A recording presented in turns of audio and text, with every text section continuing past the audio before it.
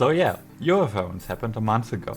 And let me say this, it was such an awesome experience. Hey, I'm Luna, a creature who likes to nerd about games and tech and furries on the internet. I know what you all think. Do you wanna tell me that the queer creature in my computer who uses a bunny avatar is a furry? Shocking. The creature you're seeing is my persona. Her name is Yuki. She's a snow hare Arctic fox hybrid. Anyway, I arrived on Monday in Hamburg, so 2 days before the con started. I used the day to go for a quick walk around the area and to check if it was doable to walk from my hotel, which was located right next to the central station, to the con area. It was. But in the end I didn't have to walk, because there was a subway station near the CCH as well. On Tuesday I decided to explore Hamburg for a bit. I've been to Hamburg several times, so the city wasn't new to me, but the last time I've been to Hamburg was 6 years ago. I started my trip at the CCH because there was a really cool park I wanted to explore right next to it. It was called Planten und Blumen. Inside this park was also a neat Japanese garden. After that I walked south through St. Pauli towards the Elbe River. I have to say, considering that I was born in a city with a large river, a city port and right next to a large body of water, I'm not the biggest fan of it. But if you find yourself in Hamburg, going to the port area is pretty much a must. That certainly explains why I was more excited about the not so underground trains passing by the pier area. Tuesday afternoon, I met with a friend who I know from a neat Minecraft server to visit the Miniature Wunderland, the largest model railway system in the world. Again, trains. Yes, I like trains a normal amount. I last visited the Mivula, as the Miniature Wunderland is often shortened, 6 years ago, with my last trip to Hamburg. Since then, they opened some new areas I wanted to check out. If you have never been to Hamburg, go check out the Mivula. Do I have to say anything more than trains? What's really neat, the newest area is in another building, so what have they done to connect the two areas? Built a bridge, of course. The coolest part, the model trains use the bridge too. On Wednesday, the con officially started.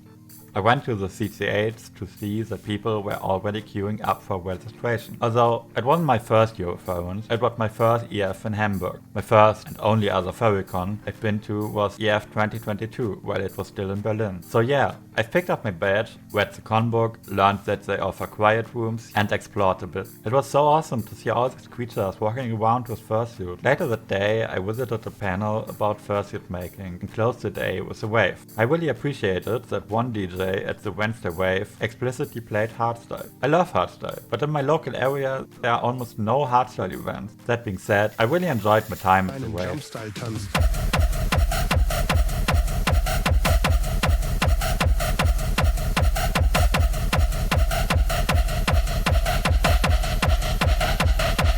Oh, Junge. On Thursday, the dealer stand opened. I didn't have a lot of money to spend, but I got that really cool bag from Shipflake. Oh yeah, a t-shirt was in there too.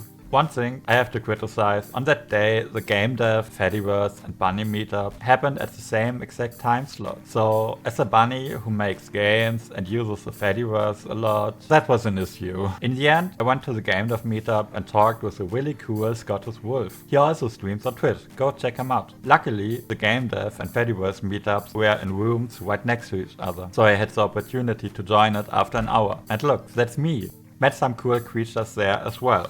Sadly, I couldn't make it to the bunny meetup. The last panel I joined on that day was the Flinter panel. Flinter is a term combining the German words for women, lesbians, inter, non-binary, trans and agender people. As a larger chunk of people at furrycons are cis male, as a trans femme furry, I think it's really important to highlight the voices of non-cis males in the fandom, to build network, so eventually the entire fandom profits of a more inclusive environment.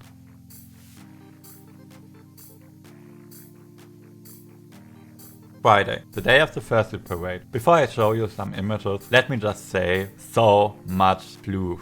So cool. So yeah, as promised, some impressions.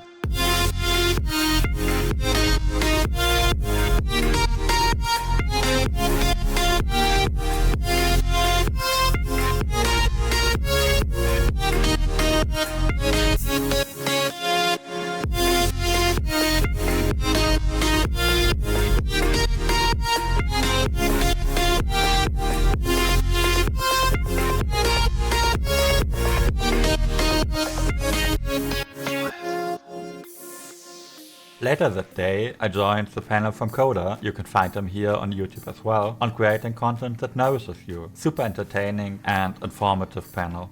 I closed my Friday with another wave.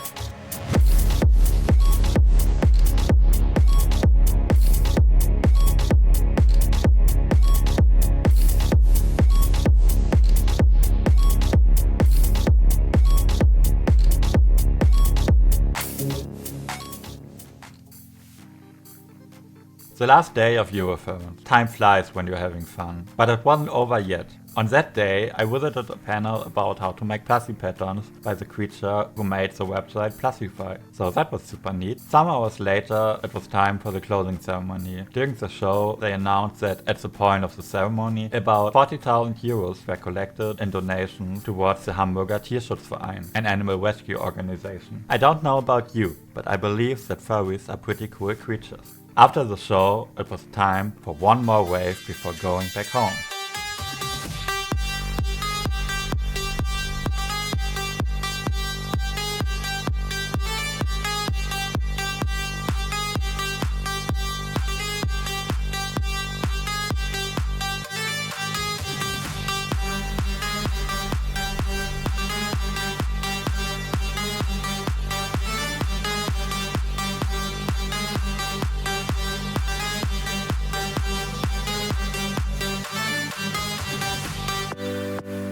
And that was it. I left the CCH at about 3 AM in the morning.